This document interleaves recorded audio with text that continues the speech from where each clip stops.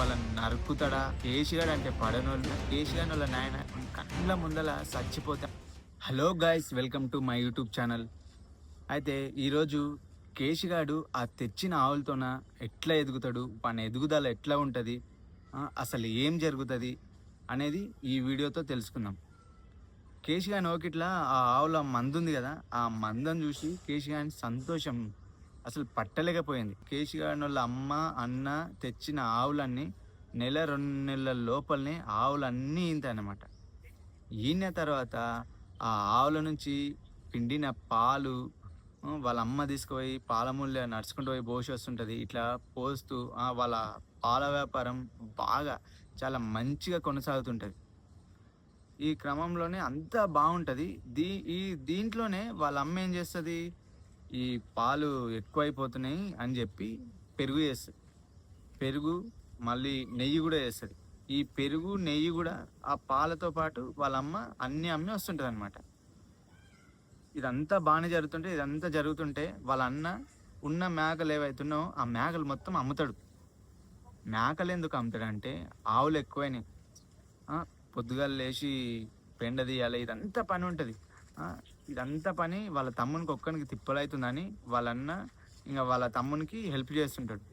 ఇంకా హెల్ప్ చేసి ఇంకా చేను కోయటాలకు లేట్ అవుతుంది. ఇంకా మేకలు ఆకలి కొంటున్నాయి, ఇంకా ఆకు తెచ్చేటోళ్ళు లేరు, ఇదంతా తిప్పలు ఎందుకని మేకల్ని అమ్ముతాడు. ఇంకా చేను కాడ కూడా వాళ్ళ అన్నకి చాలా పని ఉంటుంది.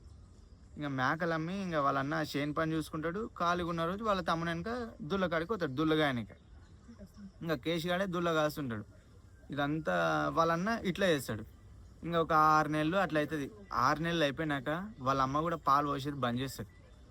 పాలు పోసేది బంద్ చేసి, ఎందుకంటే ఇంకా గంపల పాలు తీసుకుపోనికే శాత కాదు వాళ్ళ అమ్మకి, ఇంకా ఏజ్ ఎక్కువ అవుతుంటుంది.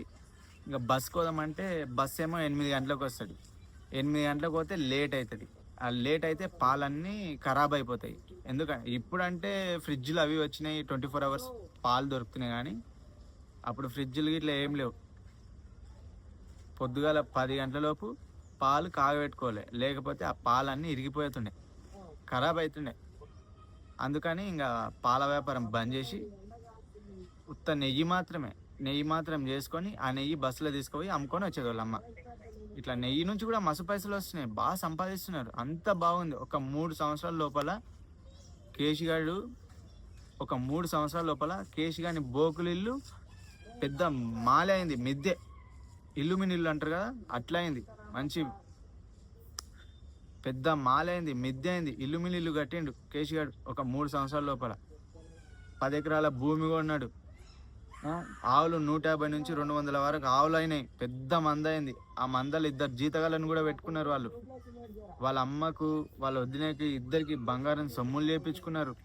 అంత బాగుంది. ఇంకా ఓకిట్లా ఆవుల మంద ఆపనికే జాగా సరిపోక ఆ మందని తీసుకొని షేన్కాడ పెద్ద దొడ్డి కట్టిండ్రు. ఇంకా దొడ్డి షేన్కాడ షిఫ్ట్ చేసిర్రు. అంతా ఇట్లా జరుగుతుంది. ఇంకా కేశిగాని కుటుంబంకి ఊర్లో మంచి పేరు వచ్చింది. కేశిగానికి ఊర్లో మంచి మర్యాద దక్కింది.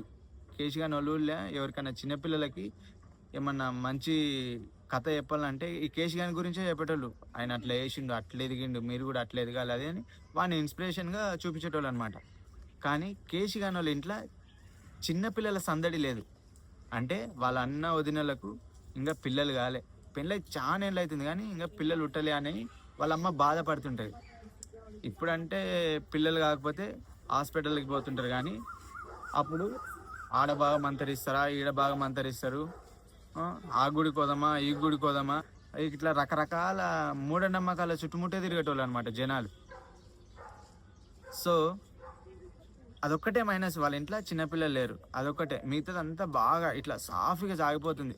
మంచిగా సంతోషంగా హ్యాపీ ఉండరు. కేశిగాని కుటుంబం అంతా హ్యాపీగా ఉంది, సంతోషంగా ఉన్నారు.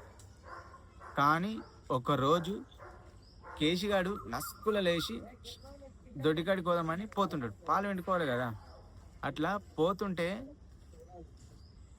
చూస్తుంటే అట్లా పొగలు వస్తుంటాయి. వీడు ఏమనుకుంటాడు అంటే ఎవరన్నా చలికాలం కదా, ఎవరన్నా కాపుకుంటున్నారేమో మంట ఇట్లా అని అనుకుంటాడు. అందుకే పొగలు వస్తున్నాయని అట్లా చూసుకుంటూ పోతాడు శనికాడికి. దొడ్డికాడికి ముడతాడు. ఇంకా దొడ్డికాడికి ముట్టినాక ఇట్లా ఒక్కసారి చూస్తాడు.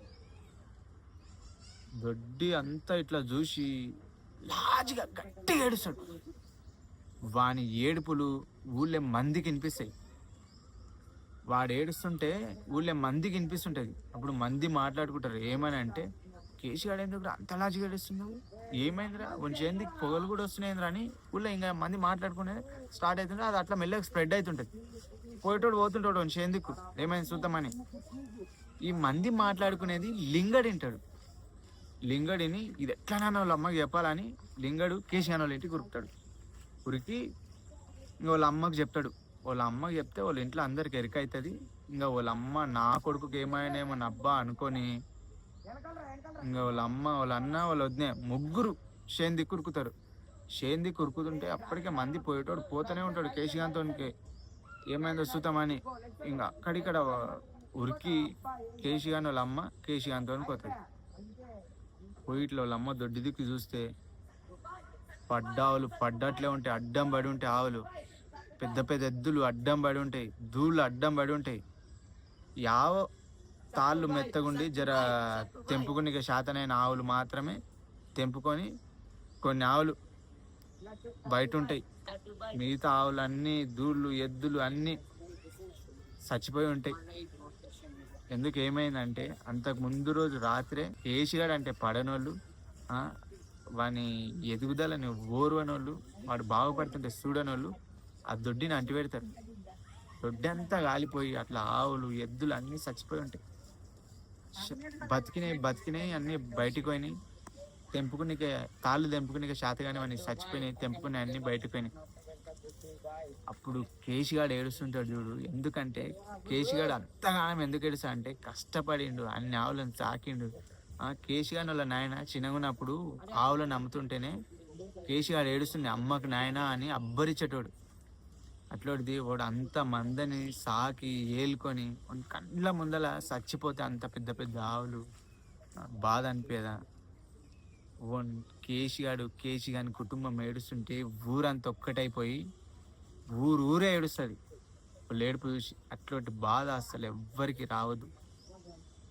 చెప్తున్నా కదా, ఆ కేసీగాని వాళ్ళ బాధ, వాళ్ళ కష్టము చెప్తున్నా కదా, ఆ కేసీగాని వాళ్ళ బాధ అసలు ఎవ్వరికి రావద్దు.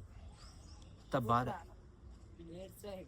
అంతా వాళ్ళు ఉంటారు కదా చుట్టుముట్టు, అసలు వాడు ఎదుగుతున్నాడు, వాడు బాగుపడిండు, కండ్ల మంటలు ఉన్నారు కదా, ఓలే చేసింటారు.